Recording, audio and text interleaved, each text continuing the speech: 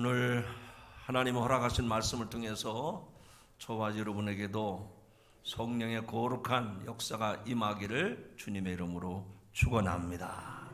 우리 이 땅에서 제일 아름다운 모습으로, 제일 밝은 모습으로 예수님을 바라보는 그런 표정으로 성도들한테 인사하시죠. 할렐루야.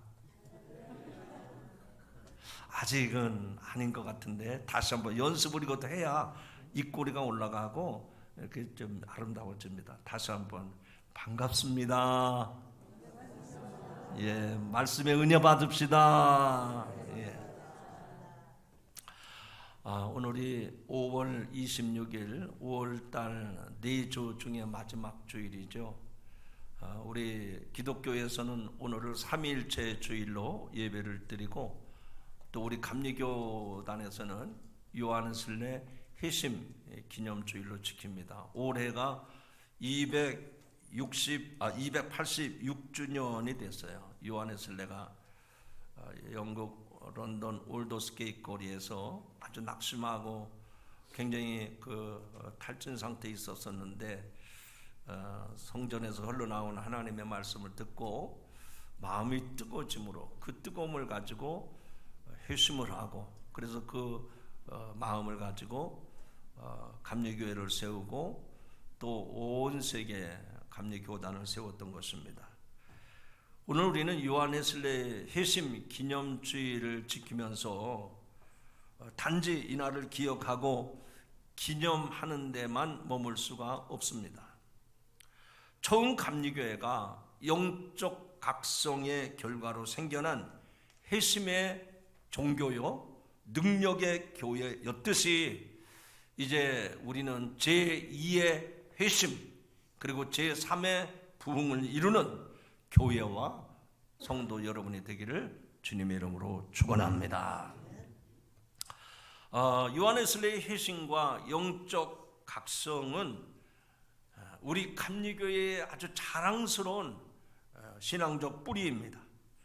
그 유사는 마음의 뜨거움을 통해서 영적인 부흥과 그리고 사회적인 성화를 잘 조화시킨 감리교회의 전통이 되었습니다. 사실 처음 감리교회 성도들은 세상 속에, 세속 속에 성자라 그렇게 일컬음을 받았습니다. 왜 그런 거 아니? 그만큼 거룩한 삶을 살았고, 그것이 교회 생활만 끝난 것이 아니라 그들이 사회에서도 그렇게 아름다운 역할을 했기 때문입니다. 처음 감리교회는 믿음으로 의롭고 거룩한 삶으로 성화하며 또 이웃과 사회를 섬기고 봉사하는 그런 신령한 믿음 공동체였습니다. 그러므로 오늘 우리가 요한의슬례 회심 기념주일을 통해서 이 시대의 소망과 세상의 빛으로 세워지는 우리 감리교회와 또 우리 모든 성도들이 되기를 주님의 이름으로 축원합니다. 요한의슬례 회심 기념주일을 맞이해서 무슨 말씀을 전할까 그러다가 성경에 많은 주의 종들이 하나님의 부르심을 입게 되는데, 요한의슬례도 하나님의 부르심을 입어서 그 일을 감당했던 것처럼 성경 속에 또 다른 인물은 누굴까 그러다가 이사야 선지자가 하나님의 부르심을 입고 그 사명을 감당한 내용을 소개하고, 저와 여러분도 이사야처럼 그리고 요한의슬례처럼 하나님의 부르심을 입고 회심을 경험하고, 그것이 내 속에서부터 이제는 세상을 향해서 아름답게 열매로 맺혀지기를 주님의 이름으로 축원합니다. 한 가지 예화를 드립니다. 한 나라의 궁전 마마가 궁궐 밖으로 나들이를 나가게 됩니다. 여기저기를 거닐면서 백성이 사는 모습을 지켜보던 중에 한 여종이 주인 양반과 주변 사람들에게 돌팔매질을 당하는 장면을 목격하게 됩니다. 이는 양반이 여종을 겁탈하고 자기의 아이를 임신시켰는데도 여종이 옳지 않은 행실로 아이를 가진 후에 자신의 아이라고 주장한다면서 대문 밖으로 내치고 잔인하게 단죄하는 장면을 목격한 겁니다. 이 모습을 보다 못한 중전은 돌을 던지는 사람들을 멈추게 하고 그 여종의 편에 서서 사대부 양반을 꾸짖게 됩니다. 이때 양반은 큰 실수를 저지르게 됩니다. 그 여인이 중전마마인지 알아보지 못하고 그녀에게도 돌팔매질을 하려고 했던 겁니다. 하지만 그녀가 중전마마인지 아는 사람이 한 사람이 나타나서 놀라서 소리를 칩니다. 그 상황은 완전히 뒤바뀝니다. 주변에 있던 모든 사람이 그 중전마마를 알아보고 무릎을 꿇고 허리를 구부려 조아립니다. 그러나 그녀를 알아보지 못했던 여종의 주인은 사람들에 붙잡혀서 포승줄로 묶이고 뺨을 맞고 큰 벌을 받고 맙니다. 왜 그랬을까요? 중전을 알아보지 못하고 모독죄를 범한 그를 엄한 형벌을 받으면서 긴 고통의 시간을 보내게 됩니다. 이런 이화는 우리들에게 뭘 얘기하는가? 우리가 하나님을 만나고 신앙생활하는 사람하고 하나님을 만나지 못하고 신앙생활하는 사람하고는 큰 차이가 납니다. 여러분, 이 중전마마의 나들이에 대한 이야기 속에서 다른 사람들은 다 중전마마를 알아보고 그 앞에 부복하고 인사를 하고 예를 갖췄는데 그 못된 양반은 중전마마를 알아보지 못하고 돌팔매질을 하고 그 여종을 억울한 누명을 씌워서 고생시켰잖아요. 자, 여러분은 어떻습니까? 여러분이 믿는 하나님을 만나셨습니까? 그리고 그 하나님을 온전히 섬기고 살아가십니까? 확실하지 않으면 오늘 이사야를 만나신 하나님께서 저와 여러분에게 찾아오셔서 저와 여러분도 만나주시고 그래서 하나님을 만왕의 왕으로 온전히 하나님을 경외하며 살아가는 믿음의 신실한 성도들이 되기를 주님의 이름으로 축원합니다. 옆에 사람한테 이야기하시죠. 하나님의 만왕의 왕 되심을 알고 살아갑시다. 자, 그러면 오늘 이 본문의 말씀을 통해서 우리 성도들이 어떤 자세로 어떤 태도로 하나님을 알고 하나님을 경외하며 살아가야 되는지 그 내용을 여러분에게 소개하려고 합니다. 이사야는 성전에 임하신 거룩한 하나님의 영광을 보고 자신의 죄를 하나님 앞에 고백합니다. 여기 이사야는 선지자로 살아왔지만 하나님의 임재를 경험하는 순간 여호와의 말씀을 전하기에 합당하지 못한 자임을 알게 되었습니다. 그래서 그는 자신의 부정함을 그리고 자신의 죄됨을 고백합니다. 뭐라고 고백을 했습니까? 화로다 나여 망하게 되었도다. 나는 입술이 부정한 사람이요 라고 자신의 죄를 하나님 앞에 고백하는 이사야의 모습을 볼 수가 있습니다. 그렇습니다. 거룩하신 하나님 앞에서 자신의 의와 거룩함을 내세울 수 있는 사람은 이 세상에 어느 누구도 없습니다. 우리의 입은 인간의 죄성을 드러내는 기관입니다. 그래서 입술의 부정은 마음의 부정과 똑같은 것입니다. 거룩하신 하나님의 현년을 직접 목격한 자들은 죽을 수밖에 없다는 것을 알았기에 이사야는 지금 하나님의 현년을 경험하면서 죽음을 예감했던 것입니다. 그러나 이사야의 회개를 들으신 하나님은 스랍들을 시켜서 단에서 취한 숯을 그의 입에 대게 하시고 그의 죄가 사해졌음을 선포하십니다. 그래서 하나님의 사자 스랍들 중에 하나가 단에서 핀 숯을 이사야의 입술에 대니 그의 악과 죄가 사하여지고 정결하게 되었다고 말씀을 합니다. 정결함과 거룩함을 회복한 이사야는 하나님 주신 사명을 수행할 수 있는 영적인 준비가 됐던 것입니다. 자, 오늘 이 말씀을 그냥 성경에 나오는 고전적인 얘기처럼 들으시면 아무런 유익이 없어요. 하나님을 매일같이 우리의 삶 속에서 경험한 사람들은 하나님께서도 내 심령 속에, 아니 내 입술 가운데 묻은 죄를 용서해달라고 저와 여러분이 회개하는 자리로 나갈 수 있기를 주님의 이름으로 축원합니다. 우리가 입술로 지은 죄가 얼마나 많습니까? 아니 입술로 내뱉지 않았다 하더라도 내 마음속에 있는 죄가 얼마나 추하고 더럽습니까?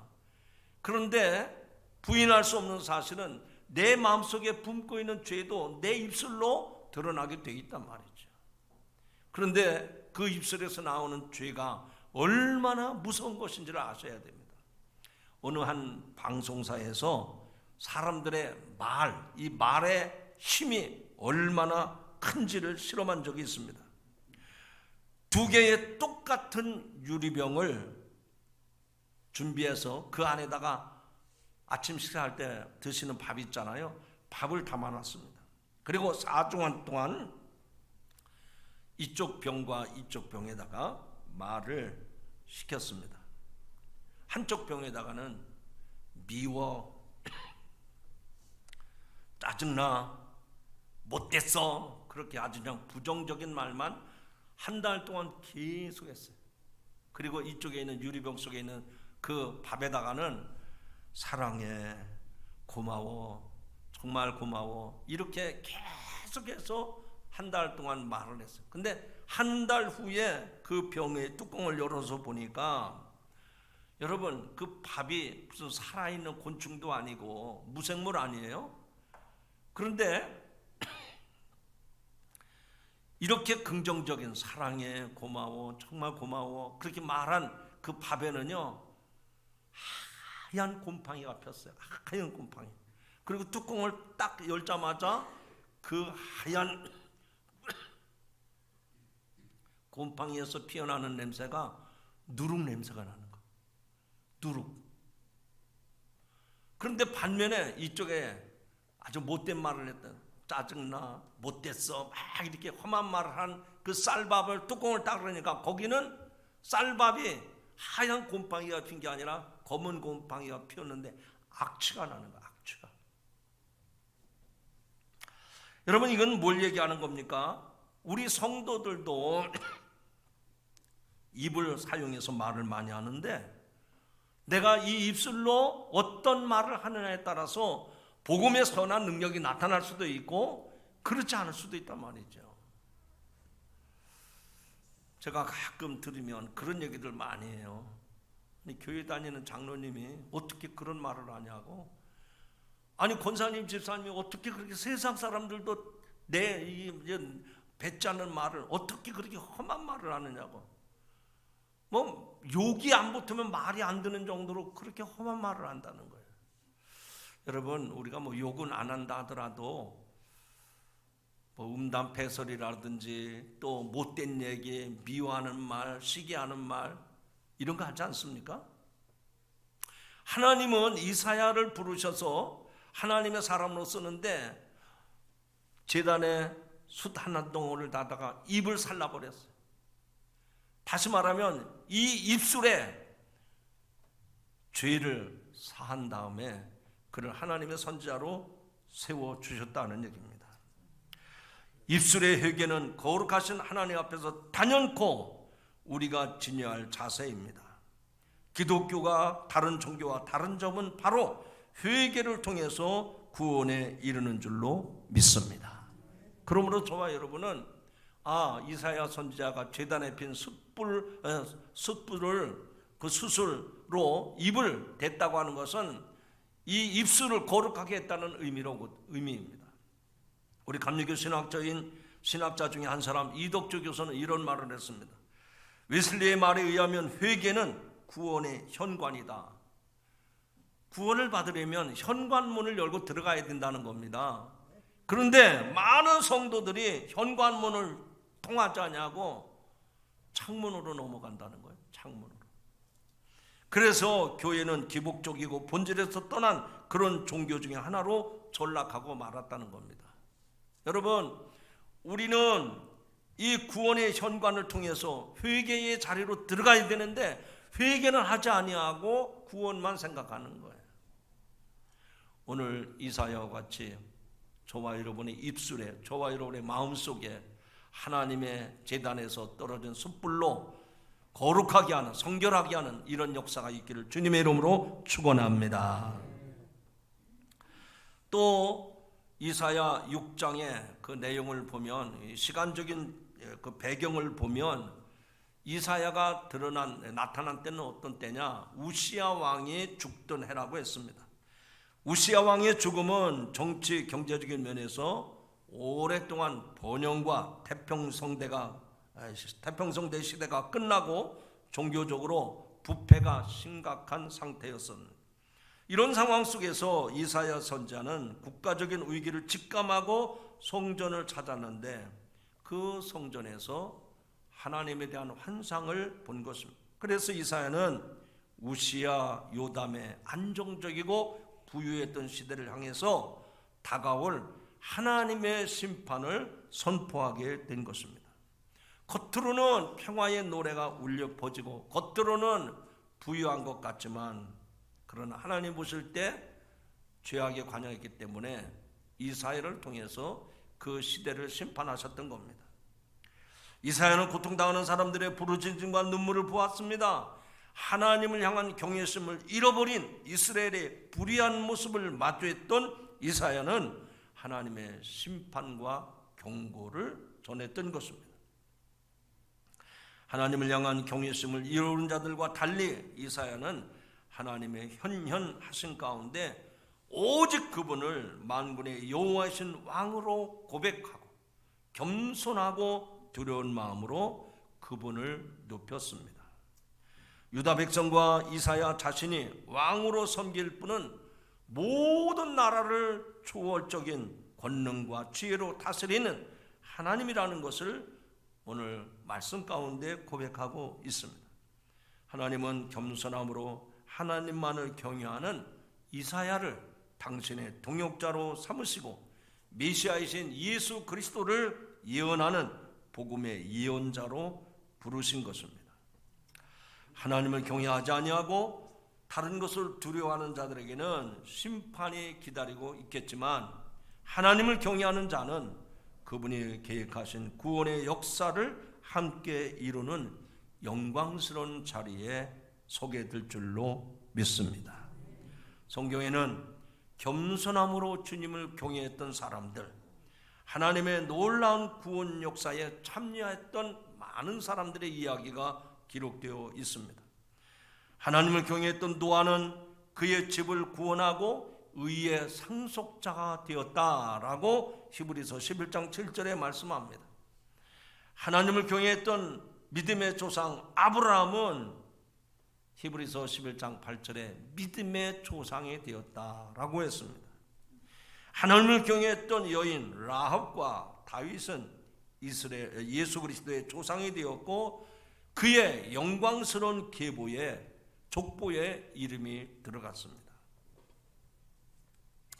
저는 이런 사람들 여러분에게 소개하면서 나는 이 시대의 노아처럼 살아가고 있는가? 나는 이 시대의 아브라함처럼 살아가고 있는가? 기생 라합의 천한 신분이었지만 여호와를 경외하는 믿음으로 살아가면 예수님의 족보에도 들어갔던 것처럼 내가 천한 신분이고 내가 볼 것 없는 사람이지만 내가 그렇게 하나님을 경외하고 살아가는가? 나단 선지자의 죄의 지적에 대해서 다윗은 3일 동안 침상을 적시면서 철저하게 회개했던 것처럼 우리가 그렇게 살아가고 있는가? 그렇게 하나님을 경외하고 있는가? 그렇다면 그들이 차지했던 그 영광스러운 자리에 저와 여러분도 서게 될 줄로 믿습니다. 그러므로 어디서든 언제든지 모든 순간을 하나님 앞에서, 즉 코람데우 하나님 앞에서 살아가는 그리스도인이 되기를 주님의 이름으로 축원합니다. 그분을 향한 겸손함, 그분을 향한 경외함, 그분을 향한 신실함, 이것이 오늘 우리들에게 요구된다 하는 얘기입니다. 하나님은 당신을 경외하는 자들에게 크고 놀라운 은혜와 축복을 허락해 주십니다. 시편 103편 13절의 말씀에 보면 아비가 자식을 긍휼히 여긴 같이 여호와께서 자기를 경외하는 자를 긍휼히 여기시나니, 하나님이 어떤 사람을 긍휼히 여기시는가? 신실한 마음으로 여호와 하나님을 경외하는 사람들, 이랬다 저랬다 뭐 상황이 되면 하고 안 맞으면 안 하고 이런 사람 말고 하나님을 신실하게 경외하는 사람들에게 긍휼을 베푸신다. 긍휼이라는 말을 뭐 이게 함축적인 의미가 있지만 쉽게 말하면 은혜와 축복입니다. 여러분, 내가 아무리 수고하고 아무리 노력한다고 하더라도 내 수고에는 한계가 있어요. 그 은혜와 그 축복에 한계가 있어요. 그 이상은 될 수가 없는 거예요. 그러나 하나님을 경외하는 사람, 하나님을 신실한 믿음을 가지고 경외하는 사람에게는 하나님의 긍휼하심과 하나님의 축복이 함께할 줄로 믿습니다. 마지막 오늘 본문 8절의 말씀 보니까 하나님은 어떤 사람을 쓰시는가? 순종하는 자를 쓰신다 하는 것을 알 수가 있습니다. 이사야는 자신을 죄에서 정결케 하신 하나님의 부르심에 즉각 순종하여 반응을 합니다. 하나님은 내가 누구를 보내며 누가 우리를 위하여 갈 거라고 말씀하실 때 하나님의 말씀을 대언할 사람을 찾으셨습니다. 그때 이사야는 뭐라고 고백합니까?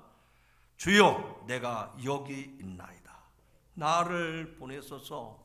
즉 하나님의 부르심에 즉각 순종했다 하는 얘기입니다. 여러분, 순종하려면 따져보고 계산해보고 차차 미루고 하지 말고 하나님께서 말씀하실 때, 성령께서 감동 주실 때 즉시 하시기 바랍니다. 어떤 사람은 대답을 안 하네. 하나님 말씀이 여러분에게 임할 때 즉시 순종하시기 바랍니다. 자꾸만 미루고요, 따져보고 계산해보고 그러면 축복이 될 수가 없어요. 여러분이 시간을 드리는 것도 마찬가지입니다. 여러분의 삶을 드리는 것도 마찬가지입니다. 여러분의 달란트를 드리는 것도 마찬가지입니다. 여러분의 물질을 드리는 것도 마찬가지예요. 어떤 분은 한 달 생활하면서 수입이 생기면 제일 먼저 하나님 앞에 드릴 헌금을 따로 떼놓습니다. 그것도 좀 부족한 것 같아요. 그래서 은행에 가서 신권으로 바꿔달라고. 아니, 요즘 누가 신권 바꿔달라고 그래요? 아니, 그래도 이거는 꼭 쓸 때가 있습니다. 신권으로 바꿔주세요. 아니, 뭐 하시려고? 하나님 앞에 드리려고. 그러면은요, 그 은행에서 그 고객을 어떻게 보는지 아세요? 무식한 사람, 그렇게 보지 않습니다. 아, 저 사람은 진정한 그리스도인이로구나. 그런데 많은 사람들은 그렇게 하지 않습니다. 이것저것 다 쓰고 남는 거, 꼬깃꼬깃 된 거. 저도요, 교회에 이렇게 예배 끝나고 아니면 평일 중에 오시는 분들이 계세요. 그러면은 이렇게 구겨진 돈 주면은요, 인사도 안 하고 가요. 근데 아이고, 여기까지 오신 거 보니까 힘드시죠? 제가 기도해 드리니까요, 힘내고 사세요. 열심히 사세요. 그리고 지폐 한 장 딱 주면은요, 이게 땅바닥에 닿도록 인사를 하고 가더라고요. 사람도 그런데 하나님은 어떠실까요?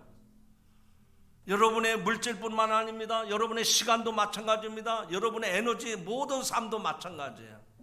하나님이 기뻐 받으실 수 있도록 순종하는 성도 여러분들이 되기를 주님의 이름으로 축원합니다. 여기 이사야는 하나님의 말씀이 떨어졌을 때 즉시 순종했어요. 주여, 내가 여기 있나이다. 나를 보내소서. 따라합시다. 주여, 내가 여기 있나이다. 나를 보내소서. 여러분, 이사야가 뭘 능력이 있어서 그렇게 자신만만 했습니까? 아닙니다. 나 같은 사람 하나님이 다 죄를 용서해 주셨으니 그 은혜가 너무 귀하다. 그래서 하나님의 부르심 앞에 순종하는 마음으로 주님, 제가 여기 있습니다. 부족한 사람이 여기 있습니다. 그러나 나를 보내시옵소서, 나를 하나님 말씀 전하는 도구로 써 주시옵소서 고백했을 때 하나님은 이사야를 들어서 사용하신 줄로 믿습니다. 하나님이 백성들에게 말씀을 직접 계시할 능력이 없어서 이사야를 찾으신 것일까요? 아닙니다. 사람의 도움이 필요하셔서 이사야 선지자를 부르신 것일까요? 아닙니다.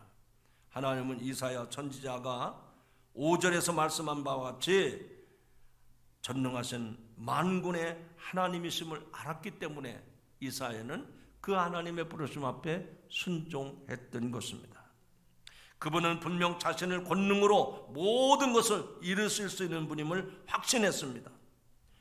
그러나 하나님은 자신의 부정함을 고백하는 연약한 이사야를 정결하게 하시고 부르시고 그 부르심에 순종하는 그를 자신의 메시지를 대언하는 자로 사용하신 줄로 믿습니다. 이처럼 지금도 하나님은 당신의 명령과 법도에 순종하는 자와 함께 하시기를 원하십니다. 그런 사람들에게 하나님의 거룩한 일을 맡겨주시는 거예요. 그렇다면 오늘도 인간의 능력과 재능, 온전함, 정결함을 보는 것이 아니라 하나님은 우리의 순종하는 마음을, 우리의 그 마음을 보시고 우리에게 사명을 맡겨주심을 기억하시고 그 부르심 앞에 순종하는 저와 여러분 되기를 주님의 이름으로 축원합니다. 하나님은 노아를 대홍수로부터 구원하셨지만 그러나 먼저 노아는 하나님의 말씀에 순종해서 방주를 만들었던 것입니다.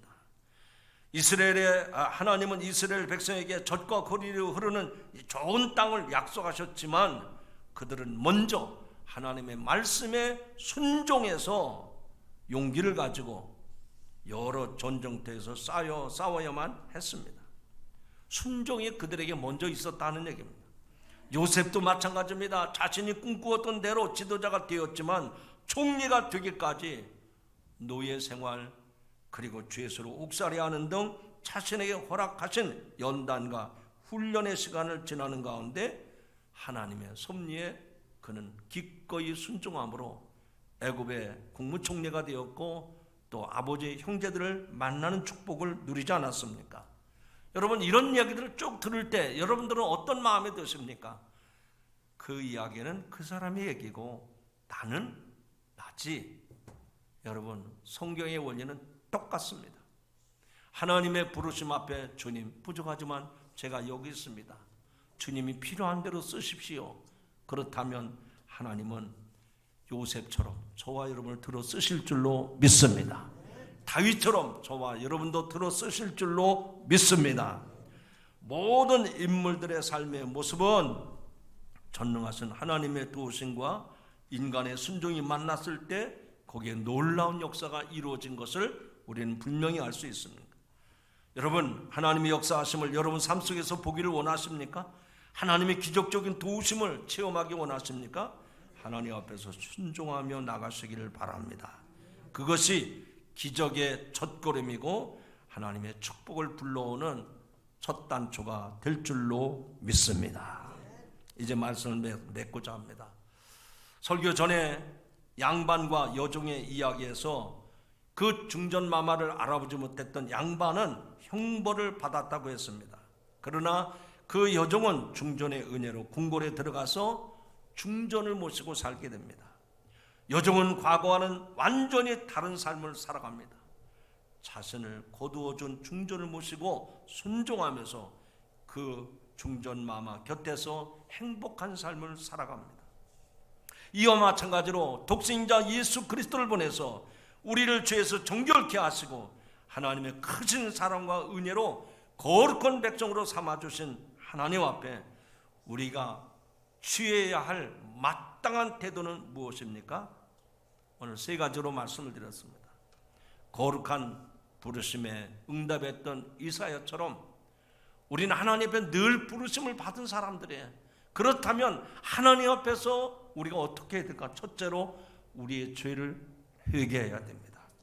두 번째로 만왕의 왕 되신 하나님 앞에 겸손함으로 하나님을 경외하는 삶을 살아가야 됩니다.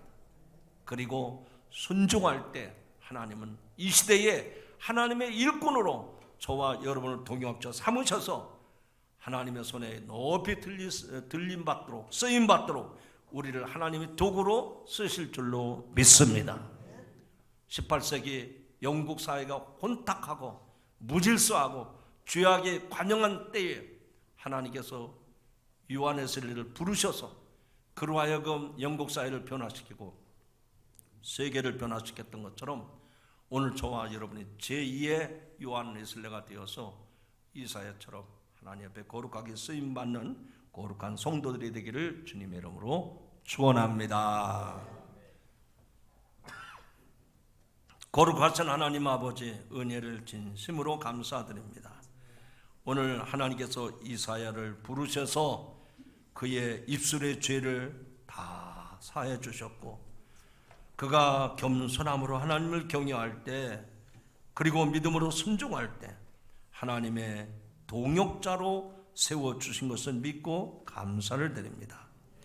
요한 웨슬리도 영국 사회가 타락했을 때 그를 부르시고, 그가 하나님을 경외함으로 순종했을 때 그를 통해서 이 땅 위에 거룩한 교회를 세웠던 것처럼 우리들도 이사야와 같이, 그리고 요한 웨슬리와 같이 하나님의 부르심에 거룩한 응답을 하게 하여 주시옵소서. 그래서 우리의 삶 속에 하나님의 영광을 보게 하옵소서.